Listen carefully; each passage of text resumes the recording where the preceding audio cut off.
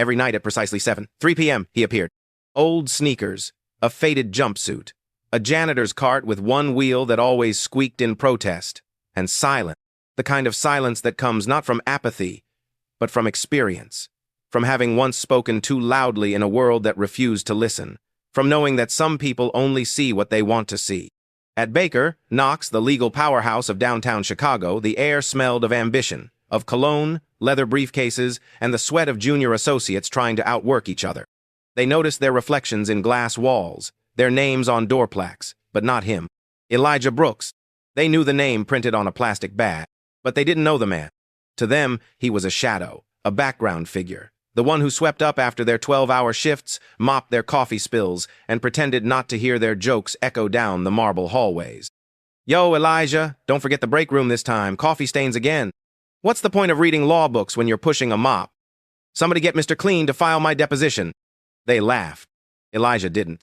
He simply picked up the book that had slipped from his hand, Torts and Precedents, 1974 edition, dusted it off gently, tucked it under his arm, and moved on. They thought he was invisible. But that night, one careless mistake would pull him into the spotlight, and he would become the only man who could save them all. It started in room 408. Late night, panic thick in the air. Bryce, a frazzled intern, was sweating bullets under the sterile office lights. 100-page settlement agreement spread across his desk. One missing clause. A clause that could open the firm to a lawsuit. A $40 million disaster waiting to explode. He muttered to himself, frantically clicking through red lines. "No one can find out about this. I can't." He didn't hear the door. But Elijah had already seen the screen, and more importantly, he understood it. "You're missing a subrogation clause under paragraph 12, Elijah said quietly. Bryce froze. "Excuse me?" "The indemnity section. It doesn't extend to third-party claims. If opposing counsel spots that, your client sues the firm, and you lose everything." Bryce blinked, staring. This wasn't a janitor. This was someone who knew the law better than most paralegals in the building. How do you know that?" Elijah offered a faint smile. "You think a uniform means a man stopped thinking?" The next morning, whispers floated through the firm like smoke. "Did you hear what happened last night? That janitor corrected a legal document." "You're kidding." "Swear to God." Bryce almost got canned until he stepped in. Some laughed, others dismissed it. But Monica Tran didn't laugh. She had seen Elijah before late nights in the law library, reading appellate rulings under dim lamps, making notes in margins with hands that knew every angle of the law. Once, she had asked him, "Why read these cases if you'll never practice again?"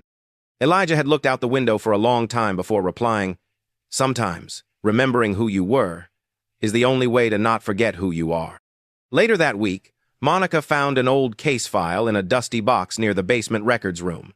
The label read, "Brooks v. State of Illinois, 1982. And beneath it a newspaper clipping, yellowed at the edges, "Black attorney wins historic discrimination suit against major bank." She stood still, the truth hitting her like a gavel. Elijah Brooks had once been a rising star, the youngest black lawyer to win a civil rights case against a major financial institution, a name that once stood for justice, for change. Until one night, it all vanished. A car accident, a bottle of liquor planted in the back seat, a mysterious witness who disappeared. His license was suspended, his reputation shattered, 5 years in prison, no trial, no defense. Just silence. The man who had orchestrated the takedown? Charles Whitaker, then a senior partner at Baker, Knox, now the managing director. And as Monica held the paper in her hand, her eyes narrowed, because this wasn't just a tragedy, it was a buried crime. Elijah hadn't just been erased, he had been silenced. But now, the silence was ending. It wasn't the headlines that destroyed Elijah Brooks. It was what came after. The silence, the sudden disappearance of invitations, the calls that stopped coming, the colleagues who looked the other way, and the bar committee who never returned his final appeal. But that was 20 years ago. And now, someone else had seen the truth. Monica Tran didn't sleep that night. She sat at her kitchen table with Elijah's file open, her laptop glowing through the dark. Article after article, fragments of a man buried under a storm of scandal, but none of it added up. The evidence? Circumstantial. The sentencing? Unusually harsh. The judge? Later investigated for ethics violations, but the case was closed. Every page whispered the same thing. This wasn't justice, this was exile. The next morning, Monica found Elijah in the underground garage, quietly oiling the wheels of his cart. I read your case, she said. He didn't flinch. I know what they did to you. Still, silence. You were framed by Charles Whitaker. That name stopped him. He stood up slowly, eyes meeting hers for the first time without the distance. Careful with your words, he said, voice like gravel. Names carry weight in this place. I'm not afraid of him, Monica replied. Then you're young, Elijah said, and you still believe the law protects those who speak the truth. She didn't know what to say to that, but he wasn't finished. Whitaker didn't just take my license. He took my voice, my purpose, my future. He made sure no one would ever believe in me again, and the worst part is, I let him. No, you didn't, Monica whispered. You stayed. You kept watching, waiting. He looked away. No, I hid. And I swept floors, hoping no one would remember who I used to be. She stepped closer. Then maybe it's time to stop hiding. For the first time in years, Elijah considered something dangerous. Hope. 2 days later, the opportunity arrived. Charles Whitaker summoned Monica to his office. Flanked by walnut shelves and framed degrees, he looked up from a manila folder and said, You're one of the brightest associates we've had in a decade. Thank you, sir. That's why I'm trusting you with something sensitive. He slid a document across the table. It was a non-disclosure agreement. Accompanying it, a sealed affidavit. Monica's heart dropped. This document contains statements that could compromise one of our senior clients, he said. Your job is simple. Make sure this disappears. She looked up. You want me to destroy evidence? He leaned back, smiling thinly. I want you to protect the firm, just like everyone else here. But this is obstruction. It's loyalty, Monica. She left the office with shaking hands. That night, she found Elijah waiting by the supply closet. I need your help, she said, holding up the documents. He read them slowly, hands trembling. The contents were worse than expected testimony from a whistleblower exposing illegal kickbacks. Names, dates, wire transfers, all signed. Elijah closed the folder. He wants you to bury the truth. Yes. Then we can't wait any longer. That night, they laid out a plan. The old Elijah stirred the strategist, the litigator, the man who once walked courtroom floors like battlefields. They dug deeper. They cross-referenced transactions. Found connections to shell companies Whitaker used to conceal payouts. All of it sitting in plain sight, but only if you knew where to look. And Elijah did. He hadn't forgotten the law. He had simply been waiting for someone brave enough to help him use it again. By morning, they had everything. Evidence. Witness statements. Legal basis for a malpractice complaint. All they needed now was timing. Elijah, Monica said, are you sure you want to do this? He stared at the sunrise bleeding through the alley windows. No, he said softly, but I have to. Because there comes a moment in every life when silence becomes betrayal.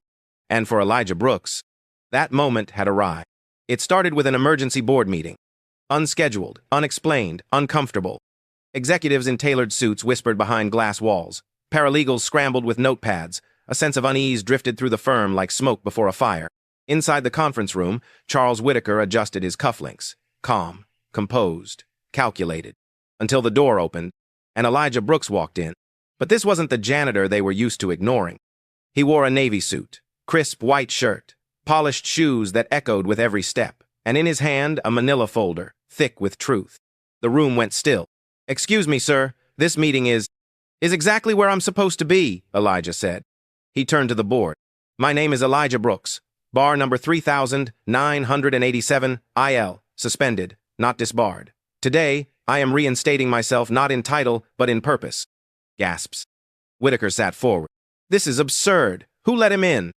I did, said Monica, stepping beside Elijah. And if you'll allow him to speak, you'll understand why we're all here. Elijah placed the folder on the table.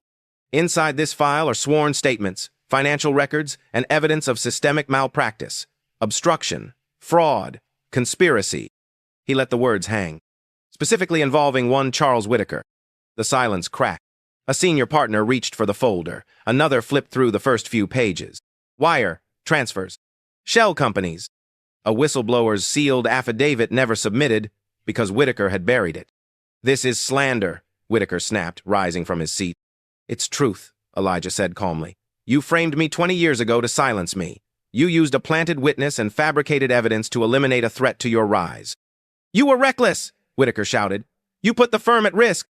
No, Elijah said, stepping closer. I risked exposing the board for laundering settlement money through discriminatory banks, and you knew if I kept going, you'd lose everything. Board members looked between them, stunned. I paid my price, Elijah continued.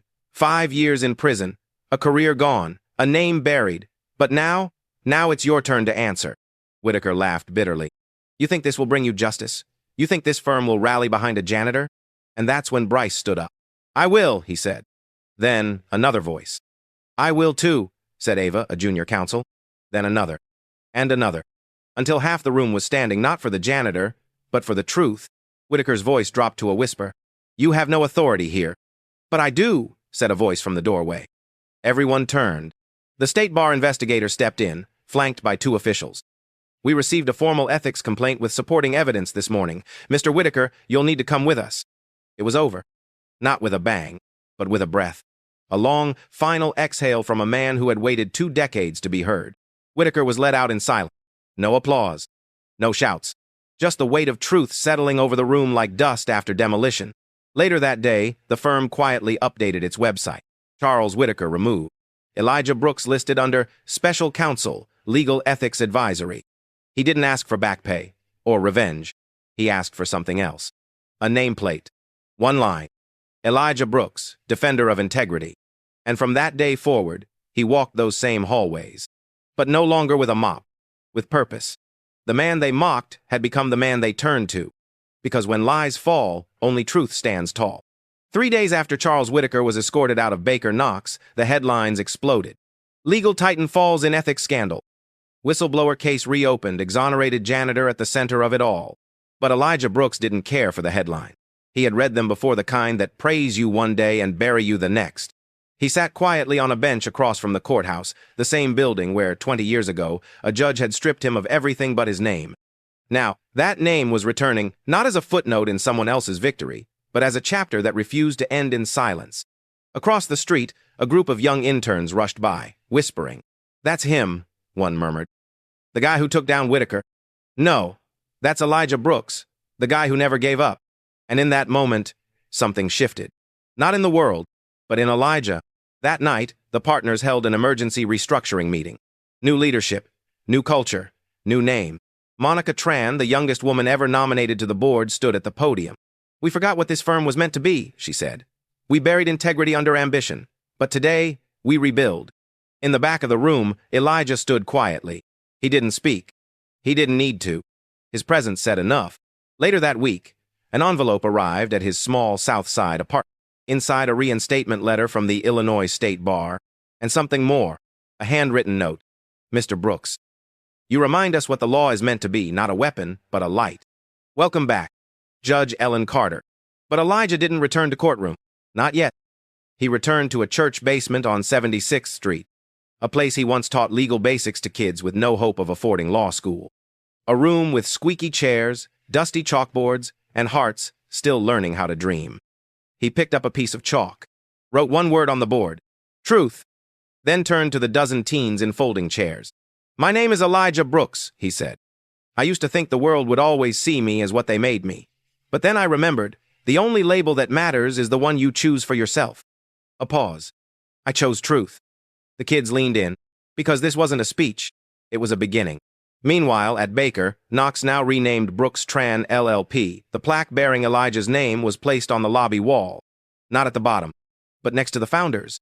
And on the other side of town, Monica was preparing for her first major pro bono case, a housing discrimination suit backed by the same tools Elijah once used not to win, but to restore. In a closing moment few ever witnessed, Elijah stood outside the courthouse where it all began. He placed his hand on the stone wall, closed his eyes. Not to remember, but to let go.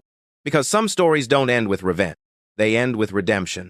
And for Elijah Brooks, he didn't just take back his name, he lit the path for others to find theirs. Months passed. The headlines faded. The scandal quieted.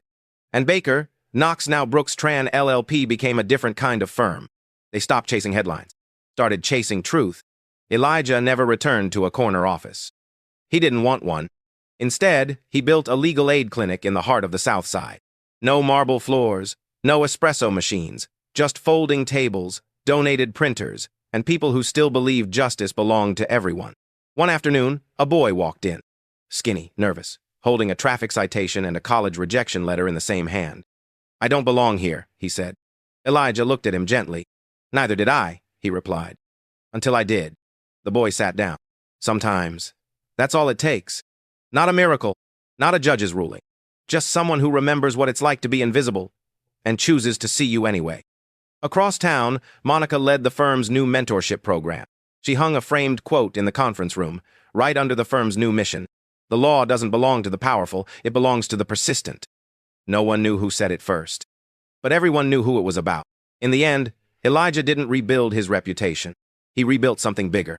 He showed that dignity, once stolen, can be reclaimed, that a voice, once silenced, can still echo, and that a man, once forgotten, can become the reason others are remembered. At night, he still walks past the courthouse, not to relive the pain, but to honor the journey.